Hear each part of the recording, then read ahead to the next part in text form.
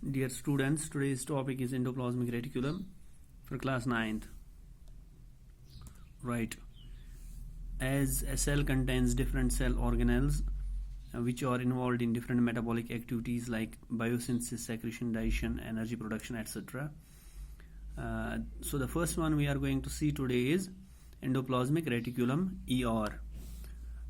This endoplasmic reticulum, it is an well-developed electron microscopic network of tubules, cisternia and vesicles which are present throughout the cytoplasm. It is present in all cells except prokaryotes and mammalian red blood corpuscles. Yath maj chu hoyth yath shakli maj cisternia and vesicles, and the tubules are like this is the structure of tubules. Emne tren चीजन hunch आसा बनियामुत ये endoplasmic reticulum structurally. Chemically ch आसा ER अख lipoproteinous trilaminar like the plasma membrane. Ith put plasma membrane आसान ch. तो ER ch आसान they are divided into two types based on the presence or absence of ribosomes. यानी use यहन surface ch अगर अथ पेट ribosomes आसान तथ हिस ER वना rough endoplasmic reticulum व अगर एब्सेंट आसन राइबोसोम्स कि नम लकड़ लकड़ यम डॉट ही यथ पेट होयत छ ribosomes then in the presence of ribosomes these are called rough ER. That is when ribosomes are present on this ER, and if the ribosomes are absent then it is called smooth ER, and a smooth endoplasmic reticulum, SER. Smooth endoplasmic reticulum function main function lipid synthesis. The rough endoplasmic reticulum function main protein synthesis. Occurrence SER present in adipocytes, and rough ER or RER it is present in plasma cells which produce antibodies. Then we will see the functions of this endoplasmic reticulum. Its main functions are common functions.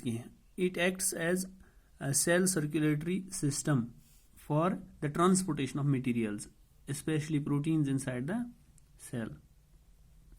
Then it acts as a cytoskeleton. You see endoplasmic reticulum act as cytoskeleton, and it provides mechanical support and shape to the cells.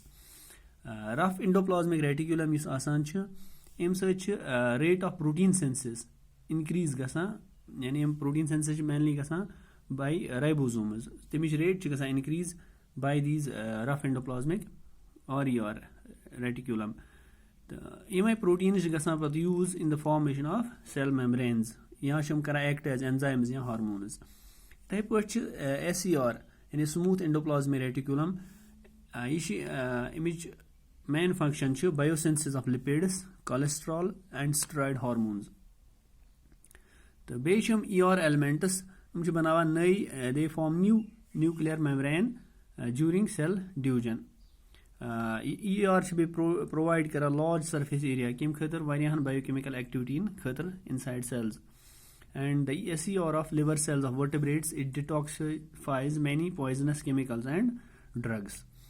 Impatu show is ribosomes, use an biok cell organelle.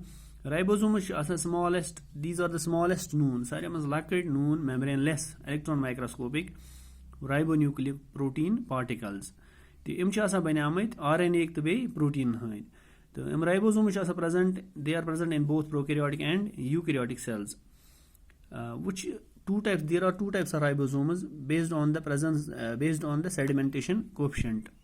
And sediment during centrifugation. X is 70S, big is 80S ribosome. 70S is present prokaryotic maz, 80S is present eukaryotic cell maz. Pratka ribosome is banyamut unequal component and hond. X 7S maz 50S to 30S subunit, 80S maz 2 subunit, X 60S big is 40S.